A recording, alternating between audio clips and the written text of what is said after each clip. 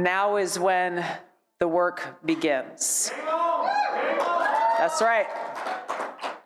We have no time to waste. This is not a time where we make small tweaks around the corners.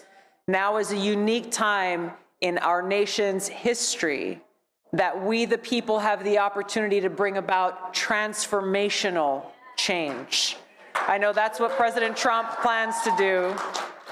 And you can see the kinds of people that he is choosing to lead these different organizations and agencies and departments across his administration. What's going on, guys? Today we're watching Tulsi Gabbard giving a beautiful speech that you don't want to miss. Let's go. I couldn't be more honored to be here to join all of you and really to just applaud your leadership, your courage, and the strength that you all bring to your school boards and your state legislatures and to the United States Congress in small cities and big towns across the country. I'm the fourth of 5 kids. I have 3 older brothers and a younger sister. My mom is my hero. She and my dad chose to homeschool us because they saw way back then what was already starting. And they didn't want to allow someone else to put things into our mind and inflict their values on us and get in the way of the way my parents chose to raise us. My father and I, we both ran for office for the first time the same year. I ran for the state house when I was 21, and my dad ran for city council. But the first person in our family that chose to step out into public life was my mom. When she ran for and got elected to a statewide Board of Education seat in Hawaii. So for me, she was a pioneer at a time when things were very difficult. There weren't great organizations like Moms for America that were around. And she has just been a shining example of that courage and that dedication and commitment to service, to parents' rights, and ultimately what it comes down to is our individual rights and freedoms that are granted to us by God.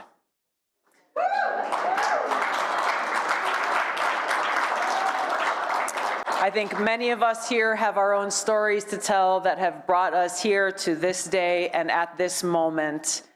I shared with people along the campaign and on election night and the morning after, winning the election and sending Donald Trump back to the White House. That's the pregame, folks. That is the pregame. Now is when the work begins. That's right. We have no time to waste. This is not a time where we make small tweaks around the corners. Now is a unique time in our nation's history that we, the people, have the opportunity to bring about transformational change. I know that's what President Trump plans to do. And you can see the kinds of people that he is choosing to lead these different organizations and agencies and departments across his administration. No one's here to mess around. We are here and eager to get to work to bring about that change mandate that the American people voted for in re-electing Donald Trump and getting him back to the White House. So thanks to all of you, played an integral role in this past year and years in making this all happen. We look forward to joining you and continuing in this fight for all of our freedom. Thank you so much. God bless you. God bless America. Aloha. God bless you, God bless America, God bless Tulsi Gabbard. Honestly, I agree with her completely. Now is the time to act, and now is the time to fix all of the mistakes that the Democrats did in the past 4 years. The thing that I think we've seen time and time again is that people like Bill Gates and Kamala Harris, they forget about the power of the people in a free country exercising our right to free speech and our right to vote to determine who we want to serve in our government. And that's what gives me so much hope in this election, because we've had the privilege of being able to travel across the country and visit with so many people in different places, small towns, big cities.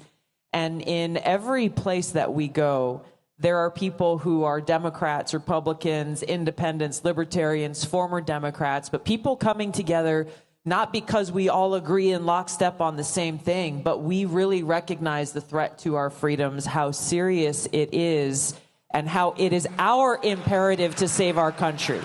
It's up to us. The thing that I think she's completely right yet again. We have to stand and fight for what we believe in, for our value of freedom and liberty. Mr. President, first and foremost, I just want to say thank you from the bottom of my heart for the trust that you have placed in me to fulfill this critical position as Director of National Intelligence at any time, but specifically during this time. Unfortunately, the American people have very little trust in the intelligence community, largely because they've seen the weaponization and politicization of an entity that is supposed to be purely focused on ensuring our national security.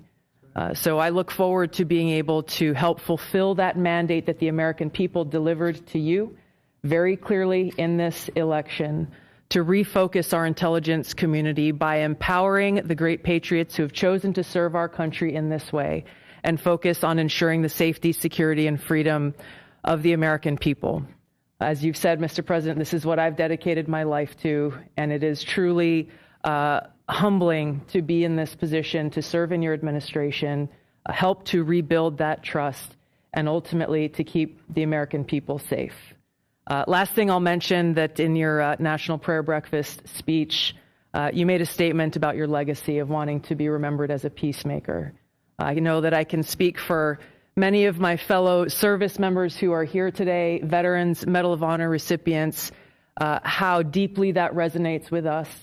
For those who volunteer to put their lives on the line when duty calls, but to have a president and commander-in-chief who recognizes the cost of that sacrifice and ensuring that war is the last resort, not the first. So thank you for your leadership on behalf of my friends here and all who wear the uniform. We're grateful.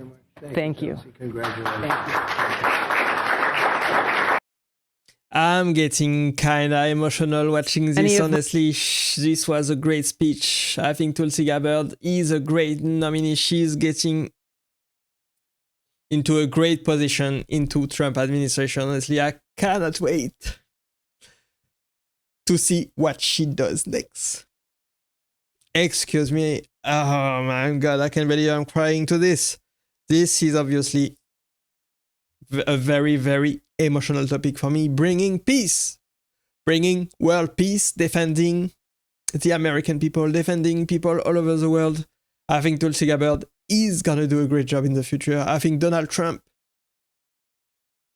wanting to leave a legacy of being a peacemaker is a great thing.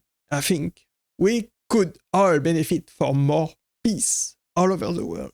We could all benefit from world peace, not only in America, but in Europe, in Asia, in Africa, everywhere. And I think Tulsi Gabbard can help Donald Trump accomplish exactly that. Let me know what you think about this in the comments below. And I thank you for watching and staying with me, as always. Here are the undeniable facts. There are 25 to 30 U.S.-funded biolabs in Ukraine. According to the U.S. government, these biolabs are conducting research on dangerous pathogens. Ukraine is in an active war zone with widespread bombing, artillery, and shelling, and these facilities, even in the best of circumstances, could easily be compromised and release these deadly pathogens. Now, like COVID, these pathogens know no borders. If they are inadvertently or purposely breached or compromised, they will quickly spread all throughout Europe, the United States, and the rest of the world, causing untold suffering and death. So in order to protect the American people, the people of Europe, the people around the world, these labs need to be shut down immediately, and the pathogens that they hold need to be destroyed. Instead of trying to cover this up, the Biden-Harris administration needs to work with Russia, Ukraine, NATO, the UN to immediately implement a ceasefire for all military action in the vicinity of these labs until they're secured and these pathogens are destroyed. Now, in addition to all this, the U.S. funds around 300 biolabs around the world. who are engaging in dangerous research, including gain of function, similar to the lab in Wuhan, where COVID-19 may have originated from. Now, after realizing how dangerous and vulnerable these labs are, they should have all been shut down 2 years ago, but they haven't. Now, this is not a partisan political issue. The administration and Congress need to act now for the health and well-being of every American and every person on this planet. Honestly, I could not think of anyone better for the job than Tulsi Gabbard, and it is sad that the Democrats were against her nomination, honestly. Completely ridiculous. I'm glad she got nominated. I'm from Kentucky, and I've got to say, Mitch And confirmed, of course. McConnell's no vote on Tulsi Gabbard's nomination is a disgrace. This isn't about what's best for the country. It's about clinging to the same old political games. Tulsi has served this nation with honor, and Kentuckians respect that. Mitch? He's more interested in protecting the swamp than representing the people who put him in office. This vote doesn't reflect Kentucky values at all. It reflects his own self-interest, and we see right through it. I'm from Kentucky, and I've got to... She's right about this. Let's hear what she has to say.